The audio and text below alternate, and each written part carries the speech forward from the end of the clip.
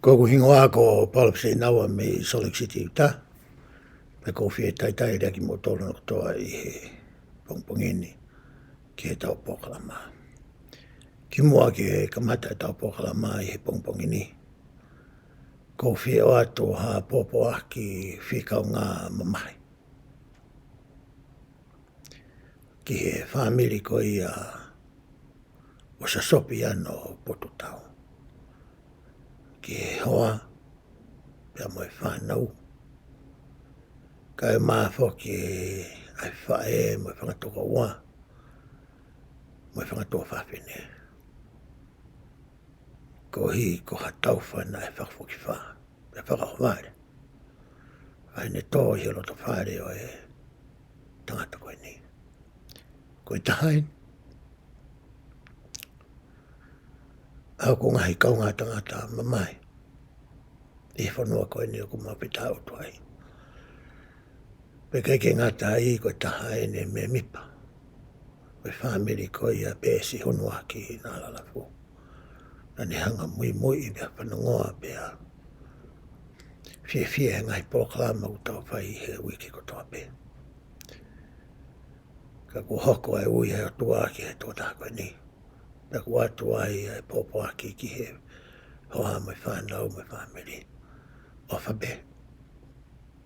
E hanga e he Melino ko ia mai whanonga.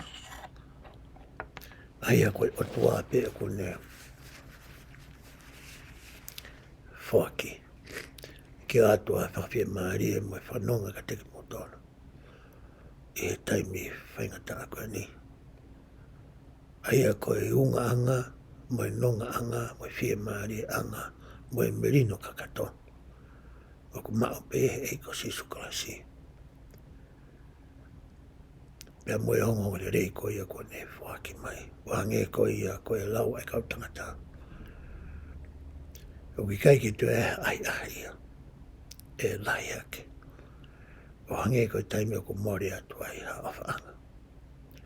He o ku pea langa e mafu.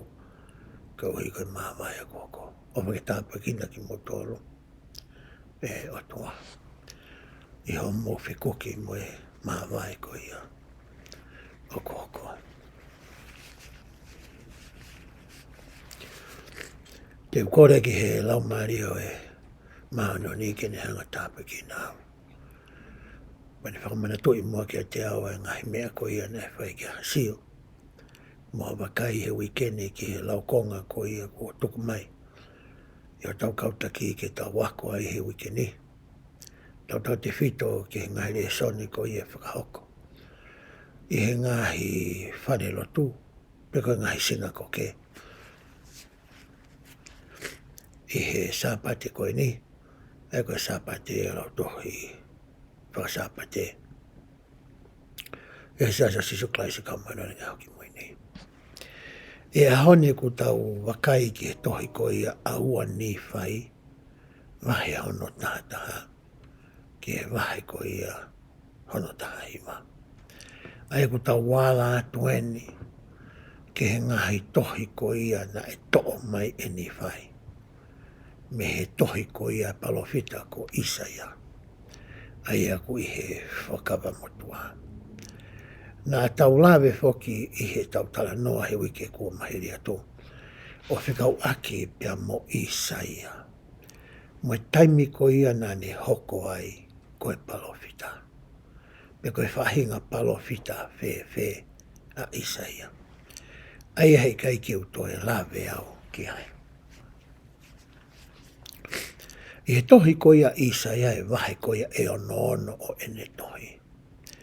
Me he wahe uluaki, ke he wahe hono toruhima, koe ngahi kikite ia mo e ngahi palofisai. Mo e ngahi whaktokanga na e whai e Isaia, ki he ongo pure anga ko ia e ua o Israeli. Ai koe whahinga pe koe pure anga ko ina e whahinga toko hongo pulu. Ai nā nau nofo I he pure I he tawa aki whakanoate ko ia whanua o e talaopa. Kai maafo ke pure anga ko ia o siuta mo pensimani I he tawa aki whakasaute ko ia o e whanua e talaopa.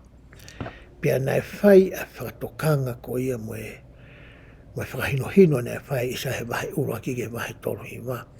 Ai ngahi tautea, koe ngahi koe hou asi hova koe otua. Mai ngahi nunua, mai ngahi mea he hoko, ke he ongo pure anga e ua koe ni. O ka pau e kei hoko atu, ka pau te nau kei wiritaki ai pe, i hono whakahoko ai ngahi talangataa, mai ngahi kia ke kewa, koe ngahi hiki sia, moe pore moe whiala. Pea moe talangataa ke ngahi whikau koe ia ai otua. Koe wahe uruaki ia ke wahe tolohiwa koe ia, o tohi a Isaia. I he wahe whānoa rewa ke wahe hono. Na hanga e Isaia o whakahā mai ki Israeli, pia tala mai ki a koe pia mau. Ai anga koe ia ai alo ofa, koe mesi, koe ofa mamahi, koe manatui koe ia e Sihova, ai ngahi fuakam, na ne whai koe ia pia mo e palame. Pia ne tala ofa ai tene toi hanga o tānaki a Israeli. Koe anga ia tuu koe ia ai tohi a Isaia ihe fuakawa motua. E honi tau tala noa rewa ki ono hanga koe ia e NIFAI. O to'o mai, hangahi tohi, mo hangahi wahe. Maha koe tonta hai ngahi wahe. Hangahi wahe me he tohi a Isaia. O ni hanga o hiki ia i ne lau i pereti iki koe ia. Na iloa koe lau i pereti iki. A NIFAI. Koe whehu i rewa. Koe hā hono uhinga na ne hanga i o mai. Hangahi wahe la lahi pehe me he tohi a Isaia. Ke whakahu i hene rekoti. Hena i keiki ke loko lahi whewhe a lau i pereti a ko ia na hiki ai e NIFAI. A rekoti kou i loa koe lau i pereti iki a NIFAI. I tami ko ia na hangai e NIFAI. O whenga ke ako na ki, whenga ke whakahino hinoi. O angi hangahi whakamanatu, ki hono o tao kete ko ia ko rei mana mo remi wela, me he ngahi tohi ko ia a Mosese, e nima ko ia na e hiki i he lau i pereti palasa. I tamina e osia e ne ako naki ko ia, ki hono ongo tao kete mo ni ihi ko ia, o e whamiri ko ia ongo tangata ko ni. Hangena keiki mahino le leiki a rei mana e mo remi wela, o na ngahi whamiri, ai mea na e tala noa ki ai. A NIFAI. A talanga ni NIFAI sai. Te utoi hanga to'o mai ngahi whahino, mai ngahi kikite na e whai e palofita ko Isaia. Ke whakamoni i ke teki mautoro. Ko sisu, ko e kalaisi, ko e misa ia na e whai ki ai kikite, e aloi mai i he kakano, i he wahe anga o taimi. Ko hinga ina ni hangai o mai e ngahi rekoti koe ni. O whakahu, i he ene tohi. He ku whakamooni ai tohi a Isaia. Ki a sisu koe kalaisi ia. Pe hange koe hiwa na tau kamata aki he pongpongi ni. Ai ngahi Huafa na whakahingoa aki he tangata koe ni. Koe taha ngahi Huafa koe ia. Koe Pilinisi ia. O e Melino. I he tau kau koe ke sasa sisu klaesi ka maringa ki moe ni. Pe tau wako ko ia ai tohi a moramona. O wha mahino ngā fua ai ngahi tala noa ki he ia. Ai waha koe i he tohi. Koe tau waa mai pe koe ki he tohi ko ia a Isaia. Hangerewa ku tau tungaki. Hange ku ai ha aia. Ku ne hanga wahei pa ne hanga taofi. Pa ne hanga o silai. O i kai ke mahino le leika teki tau tolu. Ai rea ko ia Isaia. Ko ia i honi te tau hanga o a rea i hanga he whaunga. Ko o mai e NIFAI. He ko ia na ni hanga ko ia to o mai ngahi wahe ko ni. O whakahu mai he tohi ko na ua NIFAI wahe tata. Ke wahe tahi wapa tau whakaosi ki ai he wike kaha o. Na ne toi hanga pe o mai mo e ngahi ki. Mo e ngahi whaunga. Ke tau hanga o mahi no i aki. Pe koe toi toko nia ka teki tau tolu ke whamamangi ai. A taimi koe te tau wako ai mo lau koe ia ai tohi a Isaia. Ka nia ngoe ku roto ke o mai a whakamatala na e whai e elta poi kei peka. O whikau aki mo ki tau tau tokolahi. O ku tau whaingata ia i he tohi ko ia an Isaia. Na e pehe elta poi kei peka.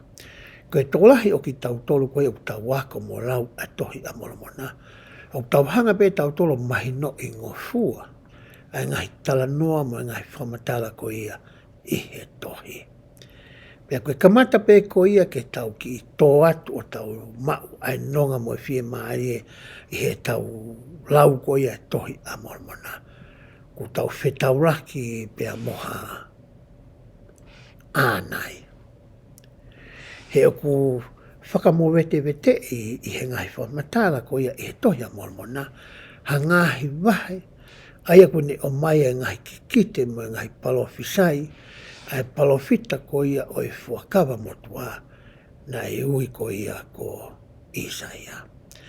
Pea hoko rewa e ngahi wahe ko e ni ia.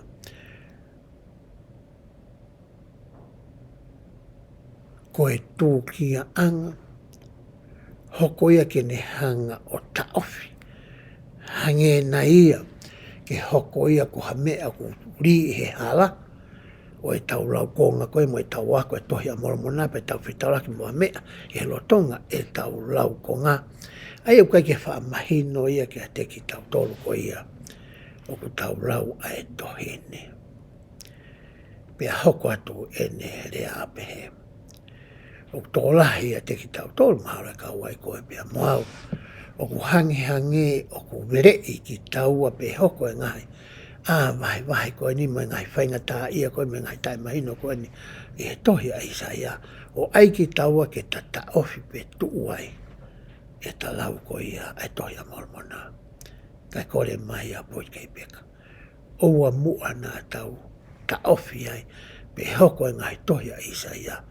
Ke ne hanga ta ofi ai e hoko atu. E ta wako koe ia toi pe e ai. Oua tuku ho lau. Laupe neongo ku whaingata. Ngai wahe ko ia. Pea mehe tohi fuakawa motua. Aia nai o mai e Isaia. Neongo o ku tau hanga mahi no i haki i konga siipe. Hoko at pe tau lau.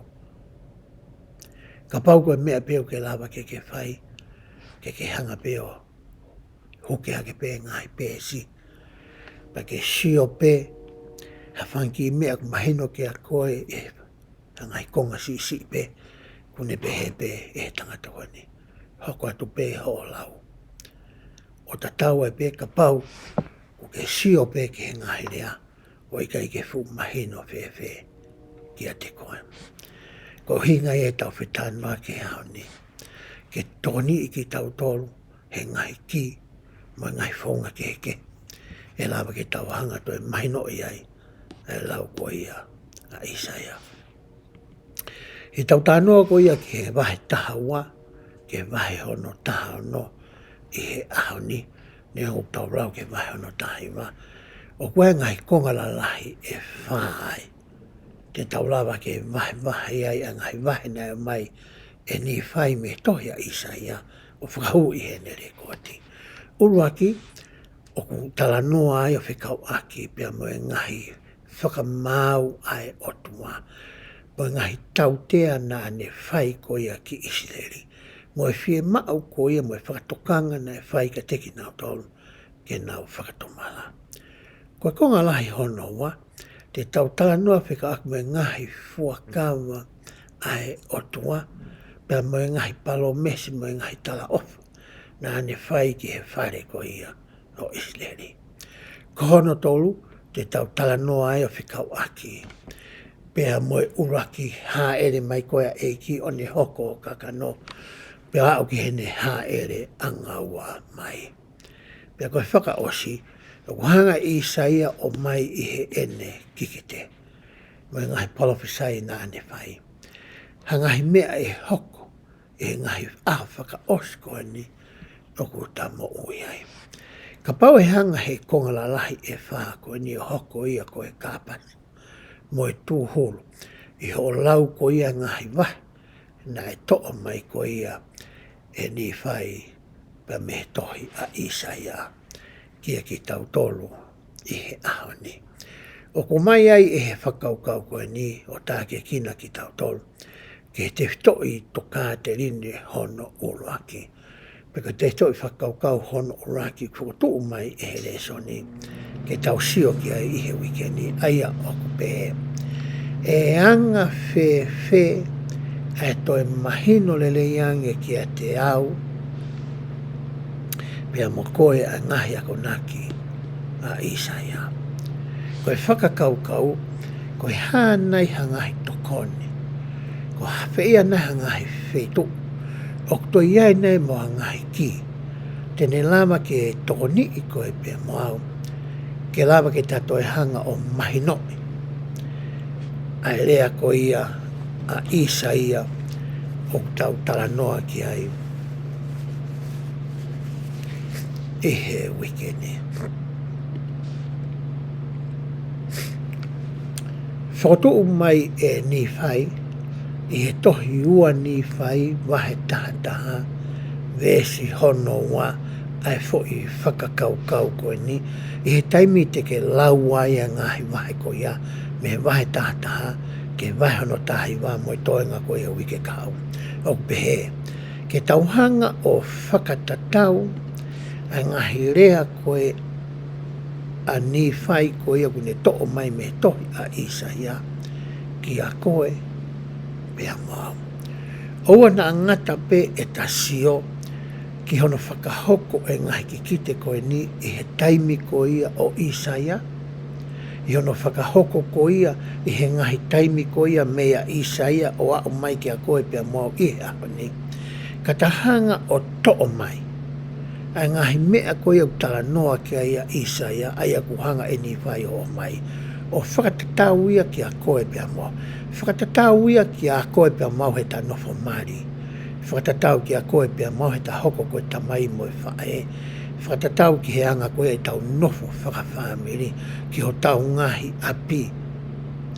Koe hinga ia koe ia mo e whakaamu koe ia ai whakakaukau uruaki. Pea ka paure pa te tawhai pehe. E toi mahino ange, e ngahi rea ko ia na e whai e Isaia. O i kai ke ngata i hene aonga pe i hono taimi, ka toi aonga foki ki a koe pea moau i he ahon. Pea rewa he tohi ua NIFAI wahe tātā vesi hono wa. Pea ko eni, ko au NIFAI. O ku au tohi moha toe ngahi rea ke a Isaia. He oku fia hoku lau maari e he ne ngahi rea. He teu whakatatau e ne ngahi rea ki hoku kakai. Pea teu oatu ia ki he ku whanau kutoa pe. He nane mamata mo oni ki hoku huhui o hange ko eku mamata ki ai. He wahe tahataha ko ia o tohi ua NIFAI. O ku hangai e NIFAI o mai ngahi uhinga ke. Na ne hangai o to'o mai ngahi wahe mea Isaia ki he ene tohi. Pea koe taha ene o uhinga na ne hanga o mai. He na ne hanga o whakatatau. A ngahi ki kite ko ia a Isaia ki hono loto whare. Pa te tau to'o mai hapa matala me tohi ua NIFAI. Wahe taha wha vesi ni ma ki hono no. Pa tau sio ange pe e anga whewhea tau hanga whakatatau. Pe whakahoa. Ai vesi koe ni ki a koe pia mau. Pe vesi hono ni ma mono no. Pe e whakatupu e he eiki. I he nofo anga kotoa o e mounga. O Saione.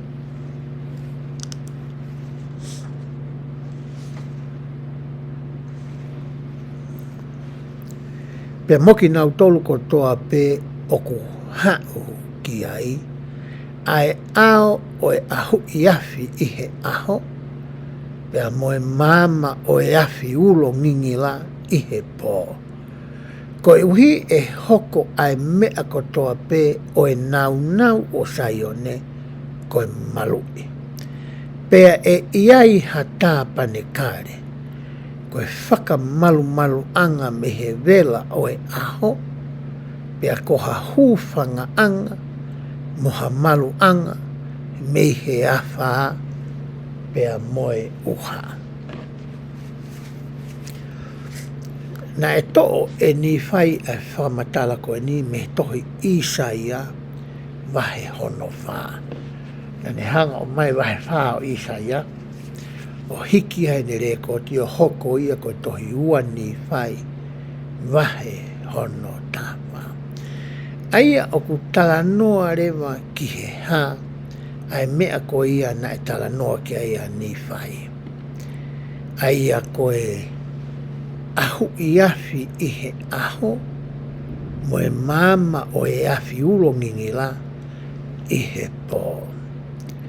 I kai kuhanga i saia o mai ki e tau whakakau, ai taimi ko ia na e hangai e Moses. O tataki mai ko ia isipite. Ai kau isleri mei isipite ke o mai ki nau tolu ki he mounga. Sai nai ke toi whai ha whakafo ou o e fuakawa ko ia na e whai mo e palahame e sihowa pea o atu nau tolu ki he whanua o e tala o wha. Ko hae mea na ne tataki e whanonga ko ia whanawa isleri. I kai ko e ahu i afi i he ahu i he ao i he aho pea mo i ulo ko ia o e afi i he pō. Ko e ongo mea na ne hanga ko e o tataki ko ia ai whanonga ko ia a isileri me ispite ko ia ki he whanua o e talawha. Pena e tūtūni whoki ki a Moses ke langa ha tāpani kāri. Ko me kuhanga koe e NIFAI o to'o mai me tohi ko ia a Isaia ki tau sio ki ai i he ahoni.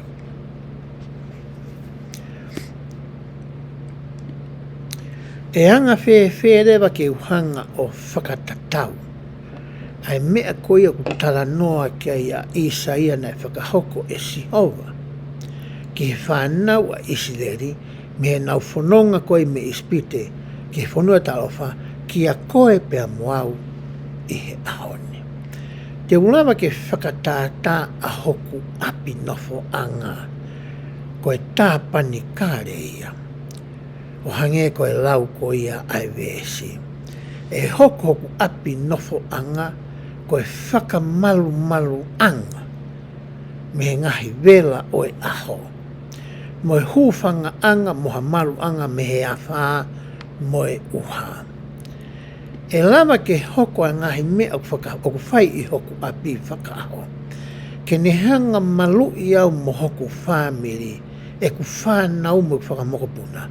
Me he ngahi haa ko ia na tula ko ia.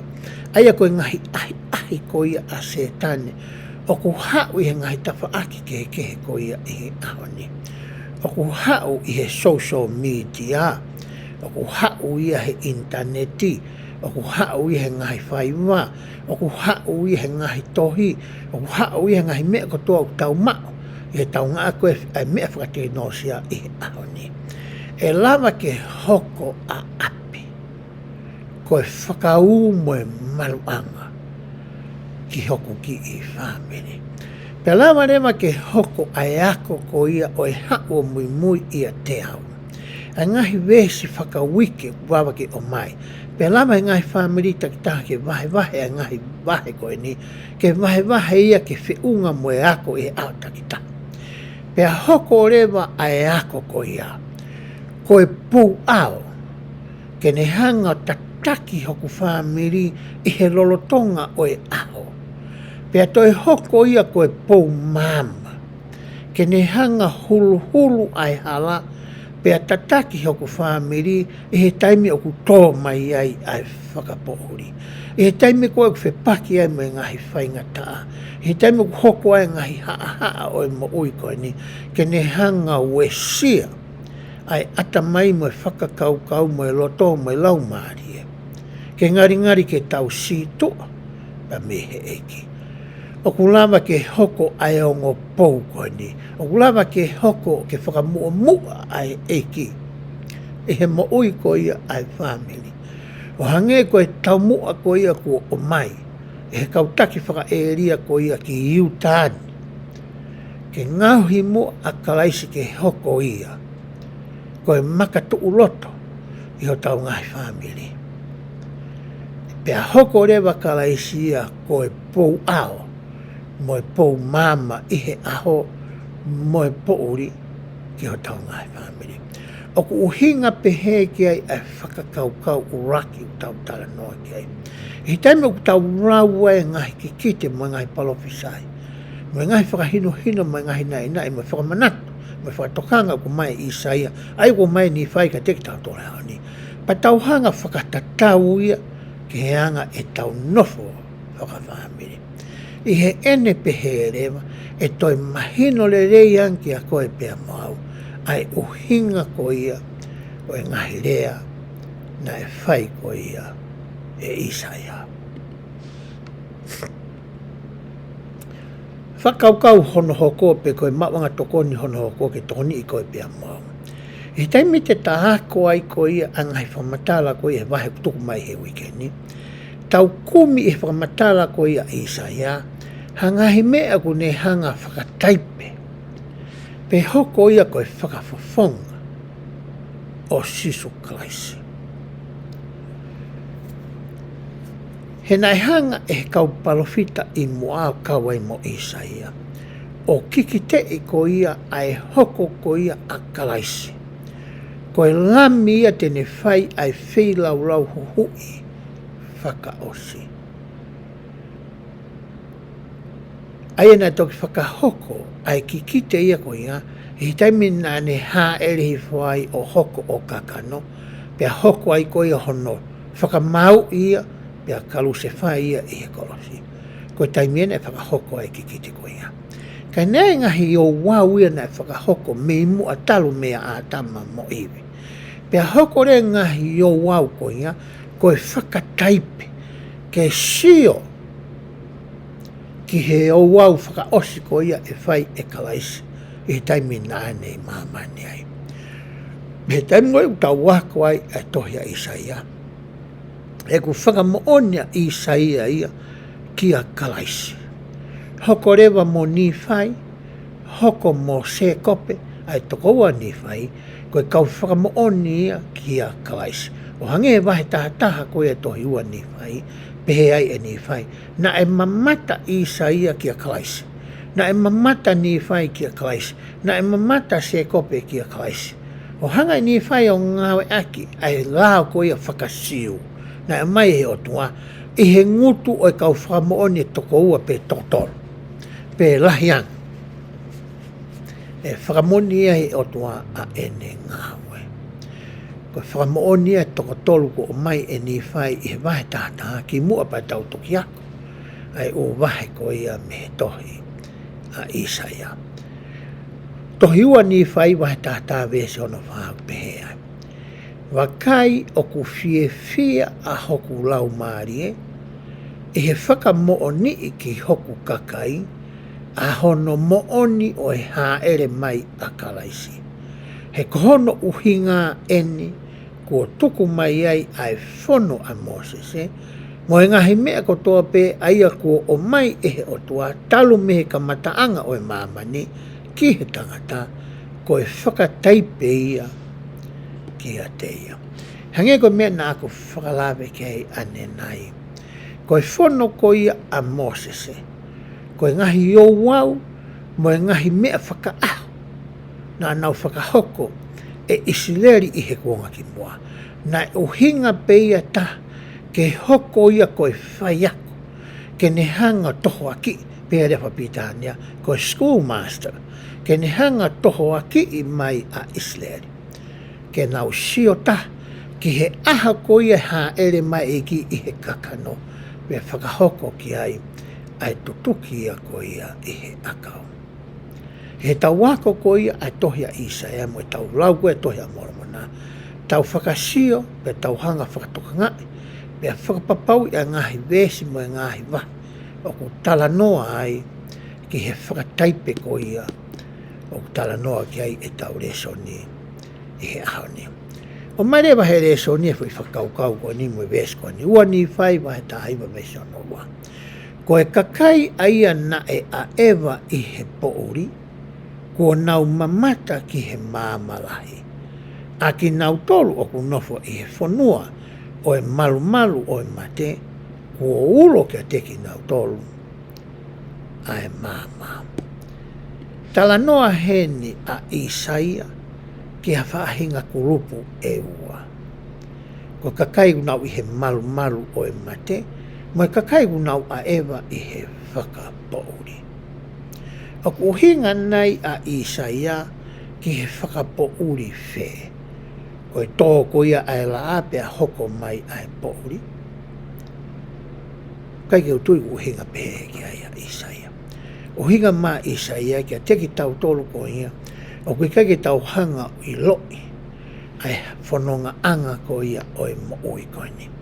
Hange pe ku whakawei wei ua pe whaka ape ai mo oi, pe pehe mai lewa Isaia ia. Ko ki mou tolu ko ia, ka pau te mouhanga o tuku ke ulo atu ai māma. Hanga whakaama holoto ke lava ke māmangia i he māma o kutala noa ki ai a Isaia. He ko hai ko ai māma o kutala noa ki ai a Isaia. E kai nai pehehe e ki e whakawa whoo, ko au ko e hala, mo e mooni, mo e moui, ko au ko e māmau o māmane. Ko e tala noa ki he māma ko ni tala noa ki a Isaia. O ku whakataipe ai māma ko ia.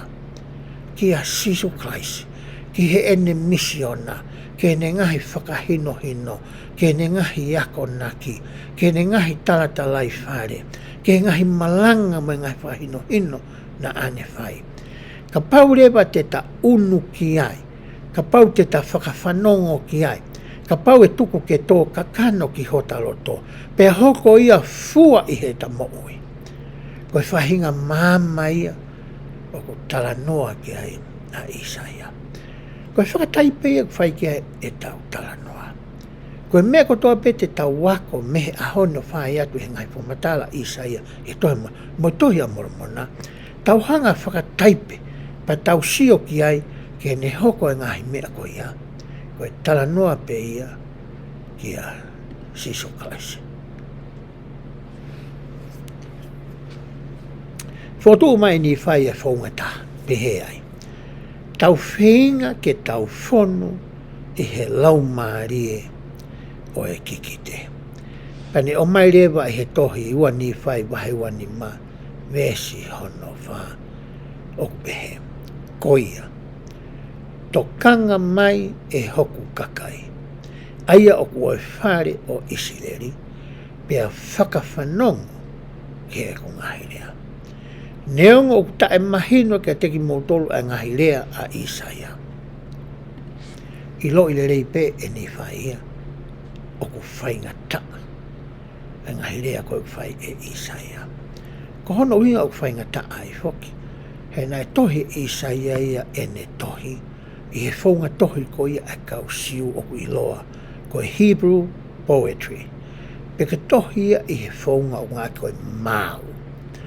Ko e tohi ia kau kariki, ko e nau tohi ia nau tōria, ko nau tohi mai pē nau tōria, i he whoi mea koki o nau atamai. Hange koe ni. Ka pau ko e tau tā noa ke whakatomala. Ka pau te tau tohi ia pe o mai whakau kau whaka kariki, pē mai pē ia. Ka pau te ke whaianga hala. O kwhia mau kia ke whakatomala, ka uhi ka ke moui. Ko rea pe koe whakaukau whakakarikia. Ko Hebrew poetry a koe nau tānoa koe kia pehe mai Isaia ia. Neongo e kula aho aho. Aho o ngahi anga hala.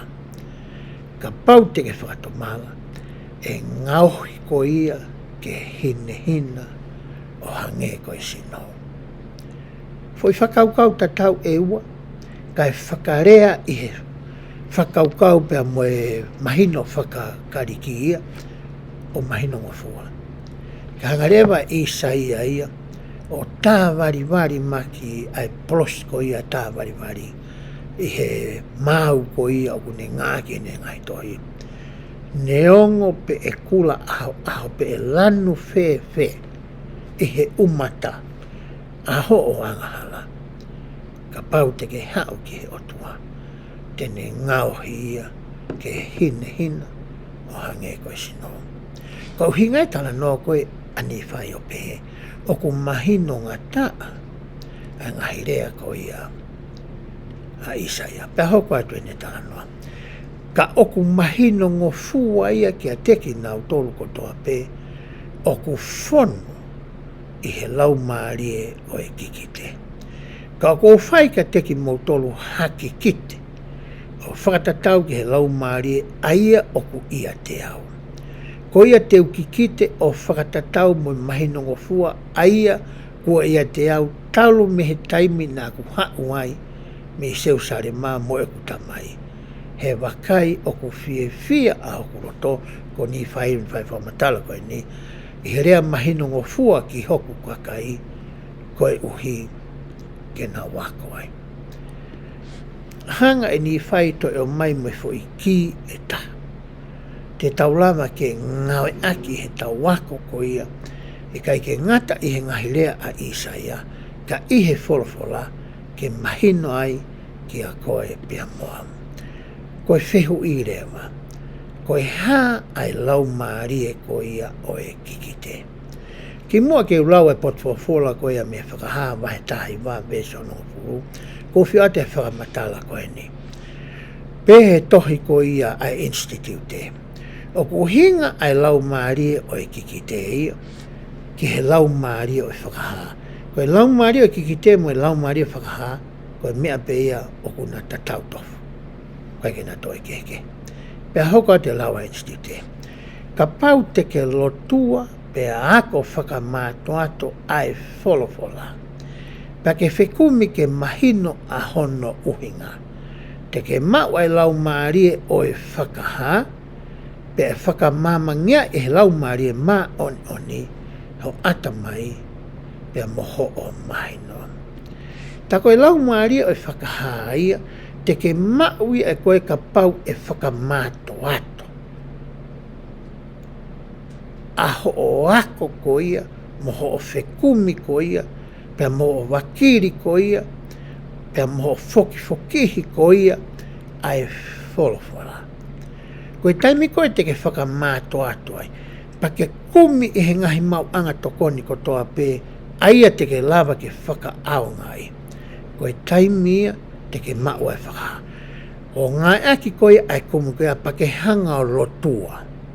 Ki mua koe ke whaiho aka wholofola. Whaiha o kore maha rotu ki he eki. Ke ne tāpo kina koe ake lau maaria o e whakaha. I he ako mo e lau konga mo e whekumi mo e whakatotolo koe ia. Te ke whai. Pe e kau whakataha mai rea mo e lau maaria mā oni. I hono toko ni i koe. Ke whakamāmangia a ho o whakakaukau. Moho ata mai, mo lau maaria moho loto. I he ako wholofola ko ia. Te ke whai. I e tohi whakahawa he tahi wā vese hono fupehe ai. Pea niu mape e hifo i hono vae. Ke hū ki a te ia. Pena ni pehe mai ki a te au. Wakai, oua, he koho kau ngā tamayo eki peau. Pea o kuau iho kāinga, o ku mau e whakamooni a siso. Hū ki he otua, he koe whakamooni ki a siso, koe lau maarie ia o e kikite. Tā koe lau maarie o e kikite, koe lau maarie o e whakaha. Koe taimi koe u whakamooni ia e koe pea moau, ko siso, koe kalaisi.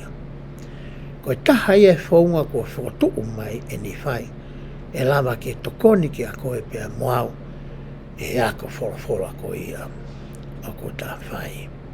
Ko hono whakaosi, whia mau ke ilo ki hasio ka lafi.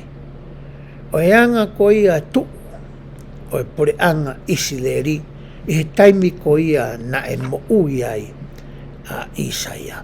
Mo e ngahi tu i ko ia i he ongo pure anga ewa. Mo ngahi pure anga ke na e kaunga api koe ki ai Isideri. Hange koe wasa tu i he mape koe ni. Tau sio ke pure anga ko Isideri na e toko hongo fulu. I olo ngai ko re panoni ko pure anga Siria ko na ukolo moana to ko Damaskus. Tau sio ki Isideri ko na ukolo moana to ria Samaria. Tau sio ke tawhaki koe whakasaute kia siuta. Ko ka na ukolo moana to a Jerusalema. Na ia e tui ko ia ko e hasi pia whetongi. Ko e hasi ia ko e tu ia na e whai anghara. Pia na ia hono foha ko tama ko Hezekia. Ko Hezekia ia na anga tono. Aia na e hoko rewa a Isaia. Ko e whai wharei kia Hezekia. Pau ke tau ilo tau tore anga koe a tu e ngahi pore anga koe ni. Tau sore he mape i olunga na ia i Asiria. Na ia i foki mo Asiria. Aia na e talanoa koe ki ai a Isaia te nauhanga whaka auhai pure anga koe pe whahinga toko honga furu. Aia na e hoko he tau whitu ngea ua taha ki mua pe alo ea kalaisi. Pea toi whai pe Isaia ai kikite tatau na ne whai koe ni ke pure anga ko ia i saute ki siuta mo pensimani. Ai na whakahoko i he tau ni mangea waluono ki mua pe alo e kalaisi. He taimina hao ai pure anga pāpilo ne i he malumalu e tui ko nepkane sa o taki pōpula ko ia a siuta. Pau ke tau hanga i lo i a whetu ko ia whetu a ispite. Whetu na tu ai kau moa pe. Pau ke tau hanga i lo i a sio ka lafi moe mape i he taimi ko ia na e mo ui ai a Isaia. Pea i he tohi ua NIFAI wahai wanima, wai wa NIFAI wahai tātamo, wahai tāwhana tau tānoa ki ai. Wai ngahi vēsi ai o kutokoni ki a koe pea moau. Ka pau ke te whi ilo lahan ke ngahi ki koe ni, ko whakawhi i koe ke ki alua lau e tohi ua NIFAI wahai hono ua nima. O kuia e ngahi ki kotoa ko ia, ka mata me vēsi urua ki, o ke lau ai maha ke vēsi no tātā. Pe tahaua. Wai me ngahi ki ke hea ku o mai e NIFAI. Mea pāngoi kai kene o mai ngahi ki ko ia ka mataanga ko ia. Ki mua pa tau toki alu ke lau e ngahi wahi ko ia Isaia. Ka ka pau ke whi ilo ki ai ko e whi tuu ia o tuu ai a ngahi ki ko ni te ke whakaaunga i. I whakaukau hono ua ko to o mai ke tau tala noa ki ai he pongpong ini pehe ai. E tuku hifo ki lalo ai kau pore pore, mo e kau lau kau, mo e kau fie lahi kotoa pe. Ko e kikite ia na e whai e Isaia ki Isileri. He mea e hoko kia ki nau tolu, ka pau te nau kei hoko atu ai pe i he olo nganga ko ia. Pea ua mai rewa ai vēsi ke tau sio ki ai. Ua NIFAI, e wahe ono taha ua vēsi ono tahi wau pehe ai. Pea lolo tonga ai rea aki e he angelo ai ngahi leane. Nā ku wakai atu o mamata ki he tau ai hako o hoku ngahi toko ua mo hoku hako. O hange ko e rea ai angelo, pea koe uhi koe loto hiki sia a hoku hako, mo e ngahi ahi ai te volo, nā ku wakai na e kunai e he hako a hoku ngahi toko ua ai kakai o hoku hako.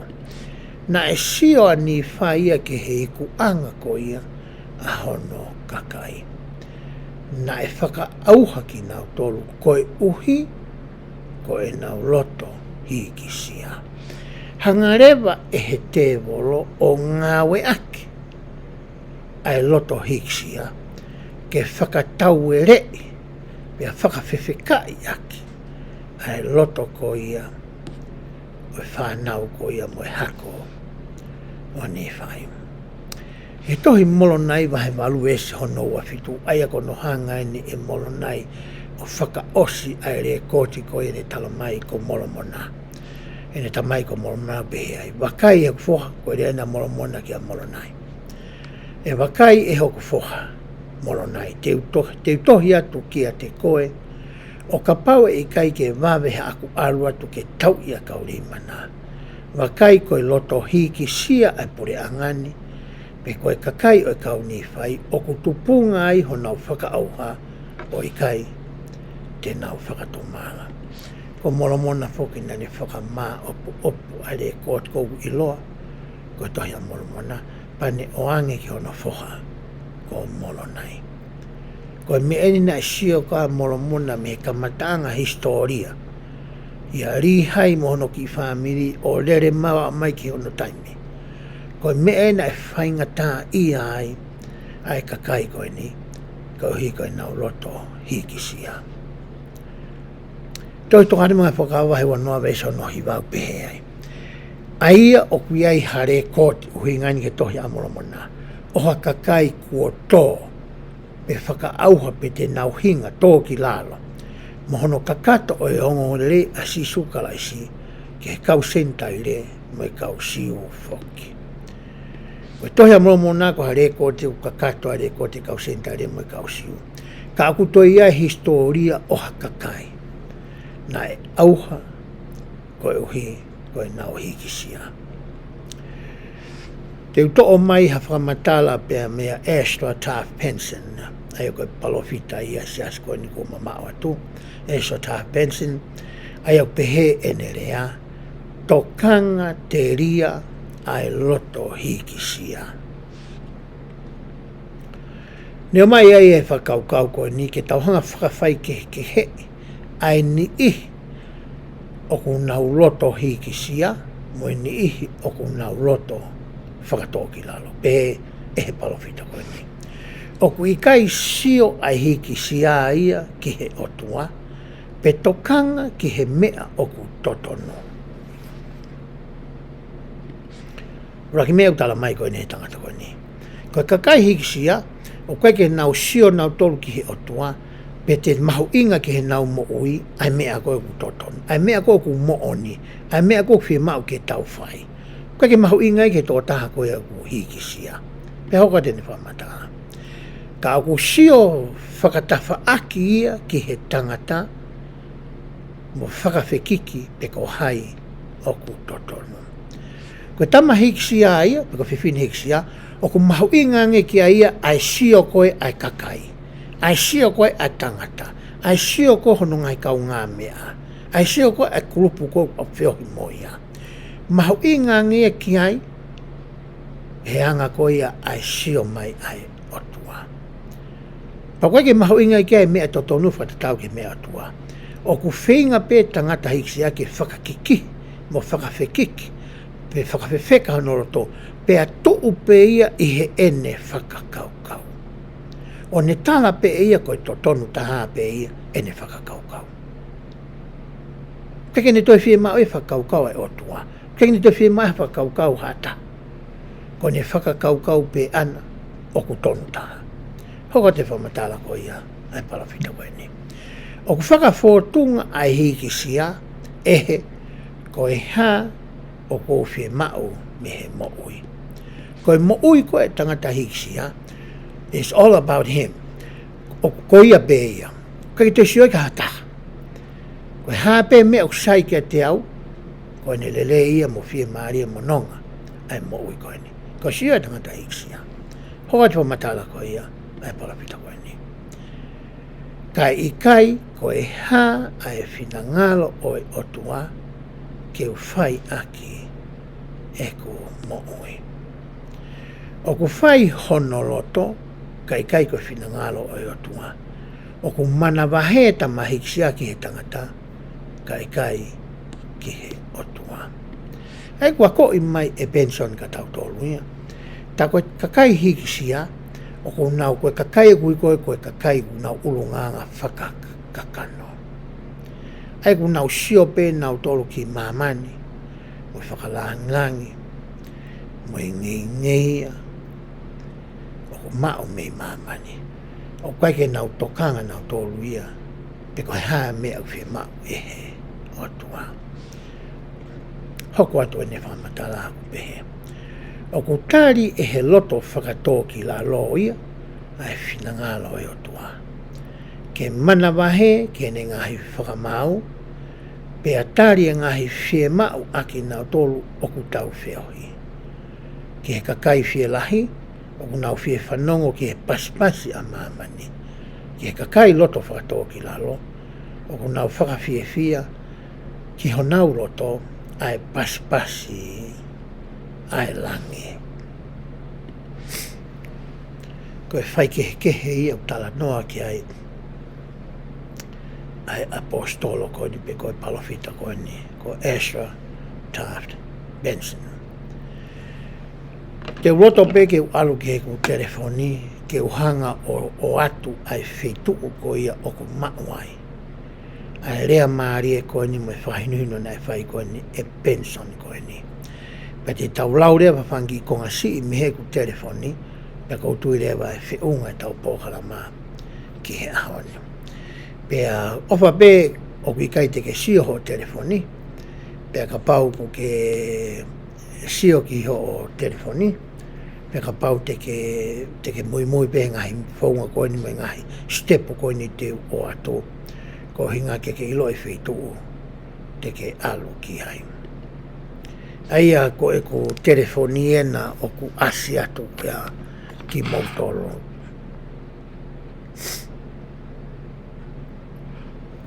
Pea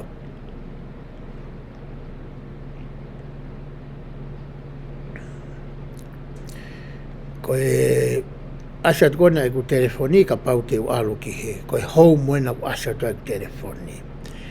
Pea ka pau te alu ki he laiperi, aia ku ose ki i whare, ko e laiperi na ku asat ko e na he tafa aki. Aia ko e romi pe ko e laiperi, ko e mea nau ke sio ki ai. Pea ka pau te ke alu hifo pe, o ke sio ki he ngahi tohi, mo e le ngahi le soni. Ko hao pe koe ki ai pa ke lomi i le vai ngahi tohi, mo e ngahi le soni, pea koe u mea ni oku i ai. Seminari, institute, fine ofa, mo e kolomo e kau mātua, whaia ko he whaunga e whakamo ui, historia o e siasi, teu ke hu ki he temi pare, mo ui whakawhalala pe ki a te au, pea asia i ako naki ai kau Palestini. Naka pau te ke lomi e ako naki a kau Palestini, e asia tu heni ai kau palofita. Ni ihe kau palofita. Ko Don P. Hinckley, ko Howard W. Hunter, ko Ezra Taft Benson. Ko e palofita ni utau tala noa ki ai. Pakapau te ke lomi ia. E asia tu rewa ai whakahino hino ko ia a Benson i he ngahi wahi ke koe ni.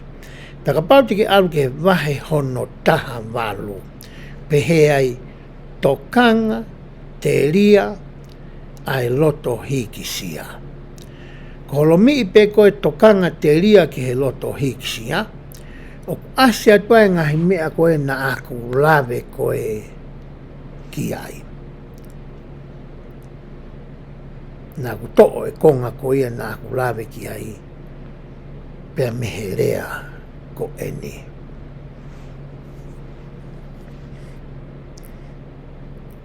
Te ulato aki konga si i mehe nerea. Pehe ai. Na e maheni ai kau tangata ne ngā ue mo Palestine pensoni i he kolomu ai ka apostol fumawa mo i ngahi ako naki ko eni. Na nau ilo i ko ne hoko ko ia ko e Palestine o e nau kolomu na i kai teitei ho haa ki he ene whakakau whakatau taha ka ki he ilo pe mo mui ke whinangalo oi otua. Neongo na e hoko e tangata koe ni koe Palestine a kolomu toko tahawaki mua pa te hoko e palota. He te mu whai e nau whakataha. Nei kai ke viritaki pe ho haa masi a koe ni ki ene whakakau ke ngawe aki. Pe o atu, pe tuku atu ki e whakatahanga. Koe mea nei ho haa ki ai tō taha ia koe ni, koe haa koa ai whinangalo e tua. Koe mea nei whia ilo ki ai kene ilo, koe haa koa whinangalo e tua, koe mea nei hori koe ke mui koe ki ai. Hoko te whakamatala ko ia ai tohi. Ai koe whakamatala ne kau tangata. Nei ngā ue whakataha. Pea mo pensoni I taimina ni hoko ai koe Palestini ko ia e kolomo toko tawa. Hoko a te whamatala na e whai e poit kei peka. Nā ne pehe. E ngai whakataha koe e kolomu pehe e Palestini peka. E poit kei peka. Na e lama pe ke tae whelo toi mo Palestini pensoni o i kai hoha pe na iai haongo whakatau taha. Iai. Whiara koe na nau whai, e lava pehe nau whiraki nau tau ke whamatala a peka ai me whamatala pensoni. Me whamatala hatamata me whamatala ai Palestini. Ko mea nai mahino ka nau toluia, nai kai ke hanga e whai kehe o e nau ngahi whakakaukau, ke ne hanga o hoha asiai, whakahoha asiai. Ai atamai ko ia, o pete ne uesia, pe e loto mamahi, pe e ita a pensoni. Ko hiu te ha whakaukau ia ke, mea ne whakakaukau. Hoko te whamatala ko ia, na e whai e poi kei peka, nā ne pehe. Nā mauarea i kakato a ngahi mea, o i kai hohaa pe koe hā, ene whakakaukau. Nā e ongo e kau whakataha ai, nau tau ataina kakato. Ke tala ho nau loto mo e nau whakaukau me ngahi whakotuu, na nau aruatu mo ia ke whakatahanga koe ni. O i kai ke whaiha tokanga pe e ita, ai taki koe ni.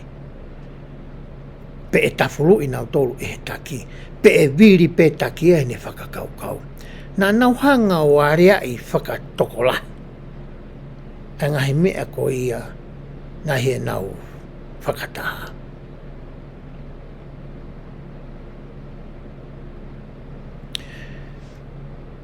Perewa e Palestini ne o soni tamina ki e toko taha wai nāne pehe.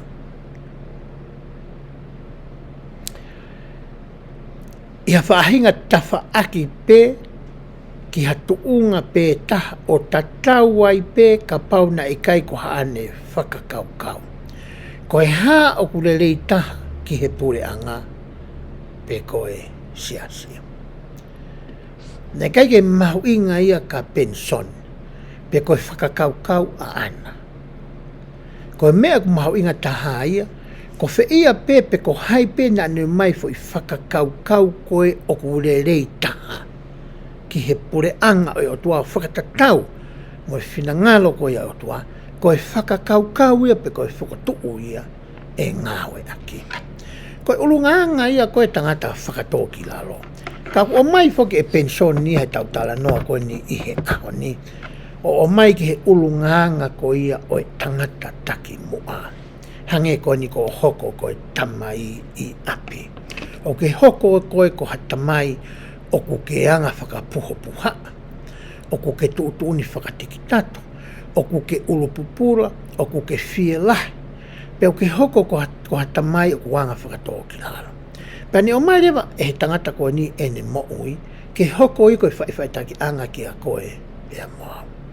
I hoko koe tamai, o ku ke viri pe koe, i ho o whakakaukau, mo ho tuutuni, o ke hori pe koe ke tuu holoto, pe ku hori pe whini motu ai whini e ki ia, ai waifi mo whae, ke tuu pe hona loto, kai ke na whie whanau nau ke ngai whakaukau, fo tuu mahe whanau koe kuola lahi whi unga, ke nau ilo e lerei me he kovi. Ko mea tala mai koe e tangata koe ni e aho ni. E ngai whakataha rea whawhamiri o ku tau whai.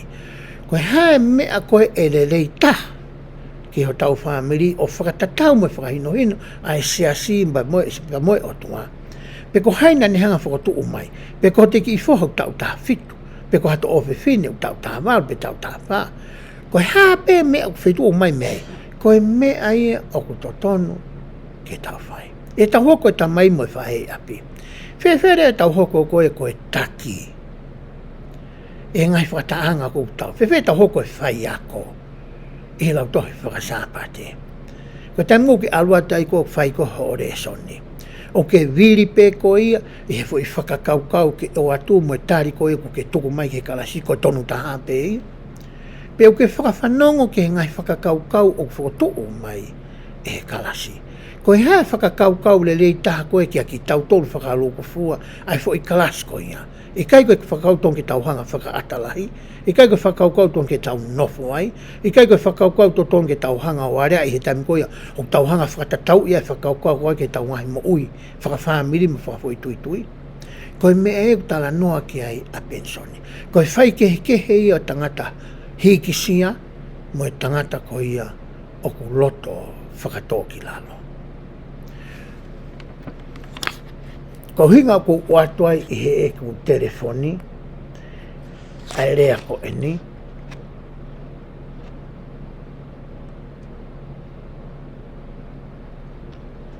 Ko hinga ke alu o ke hanga o lau, ai rea ko ena e whai ko eni e he palofita ko eni.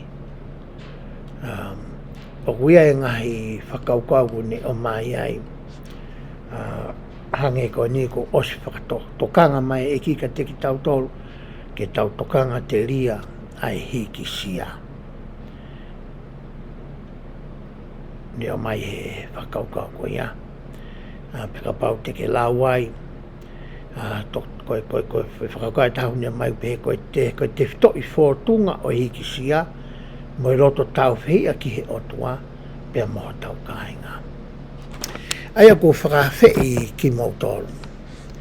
Ke tau aru kotoa, ke tau telefoni, pia tau ilo i e wheituu ko ia o ko tuu mai. Te utoe hanga o atu ai wheituu ko ia ku mau ai a rea ko ia a pensoni o telefoni. Koe ki i whare ia ai koe home o ku asi atu, koe ki i takainga tohi koe laiperia. Te ulomi, asi mai laiperi, pia te aruhake rewa sio, ki he ngahi tohi mo e ngahi resoni. Te ulomi e ngahi tohi mo e ngahi resoni, pia te aruhifu ai o sio, ki he akonaki ai kau paristeni. Te utoi lomi e akonaki ai kau paristeni, pia u asi haki ai a e sela tafu pensoni, pia ko Ezra Taft Benson. Pia ko lomi i ko inga, te wai ngahi rea keke, mo ne ngai whainono keke, ke ngai te toi mooni keke, ka koe wahe hono taha walu. Oku asi atu ai, ai rea ko ia pehe, tokanga te ria ai loto hiki sia. Koe wheitu uia, oku mau ai, ai rea koe nai whai, e pension koe ni. Lotonga kui he telefoni, te utoi o atu e mau anga tokoni e taha. E tokoni i koe i ho ako ko ia ai tohi a moromona. Pea tau monu ia, ko ririu whakatonga mai ai mau anga tokoni koe ni.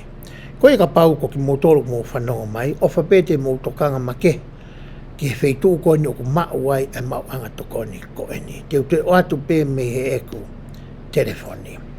Te tau sio koe na ki he home, mo e laiperi, te utoi lomi e laiperi, koe na uasi mai a ngahi mea koe e laiperi, te utoi alupe ki he ngahi tohi, mo e ngahi resoni.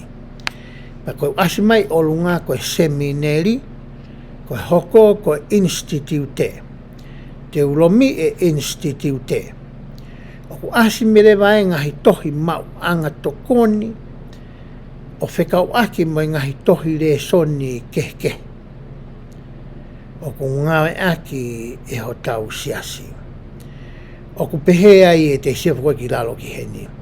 Tohi a molomona, tohi resoni ai whai ako.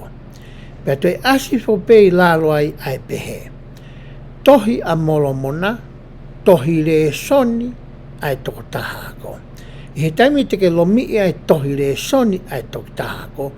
Ku asi lewa heni, ai tohi molomona. Pesi tala mu aki, tala teu, wahe ulu aki, asiatu mo u wahe ku asai mo ngahi potu tohi e tohi a molomona. Te tau au leo ke wahe hongo furu, ai kuia i ua NIFAI wahe tahataha ke wahe taha ono, whakapau te ke sio ke wahe tahataha ua NIFAI wahe taha fitu ke wahe Huafa. Tau lau ke wahe tahataha ke wahe tahiwa. Te ulomi i lewa wahe tahataha ke wahe tahiwa, vai taha no asmai ai ki I tala teu ko ena. Osi ho lau ko ia ai tala teu. O atu ki whamatala whakahistoria mo tokoni ki a koe, o whekau aki mo uwahe ko ia o ku amanaki ko ia ke ako ki ai. Kone o sipe ku asia drewa pehe, whakamatala asia te ua NIFAI, wahe taha, vesi unuaki ki hono tolu pe ai. Kau whakamo oni makehe e totolu, NIFAI se kope mo isaia. Pe asia turea mo whakamatala ke whakamamangia I koe, he lau koe tohi ua NIFAI wahe taha, vesi unuaki ki hono tolu. Oskoe ho lau koe ngā, e aturewa e he tohi, ai ngahi vesi hoko ko ia, I ho lau ko ngā pe koe nu asia tu. Ua NIFAI wahe taha vesi hono whā, koe whakataipe o sisu kalaisi. Weteki aturewa, e whamatala ko ia ai tohi, o whikau aki atu me ngahi potu fola keke. Ki a koe whikau aki me uves ko ia. Ua NIFAI wahe taha vesi hono nima, asio atai whakamatala. Pea koe ngahi whakamatala ko ia. O kune hanga ia o whakaloloto. Aho o ilo, o whikau aki mo yongo reu tau kawai. Ne whakaloloto o aho o ilo, o whikau aki mo lau konga koe tau lau whakawike.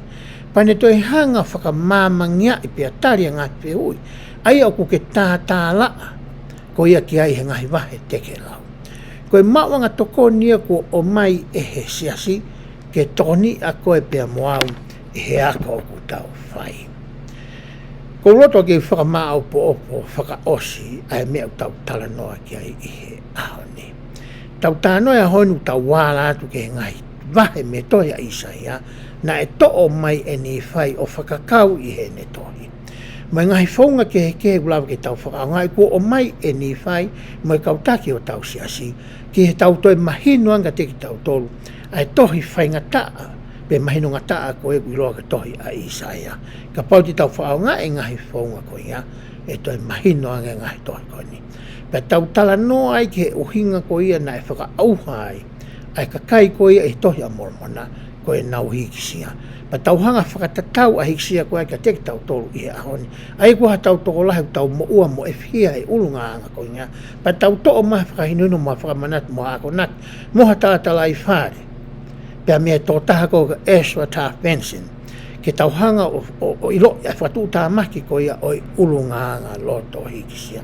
Pea tau sio ke ngahi mawanga tokoni ko o mai e siasi, e ngahi telefoni tau to'o holo I aha ko toa pe. E toni I koe pea mau ke toi whakaloloto e tau ako, ke tau whakapapai mo whakamoni mo ilo I pau ko sisu ko e kalaisi. O kune afioi, e tau ngahi fie mauni afio tau ngahi ngoa, o kune mo ui, e Huafa sisu kalaisi. Amen.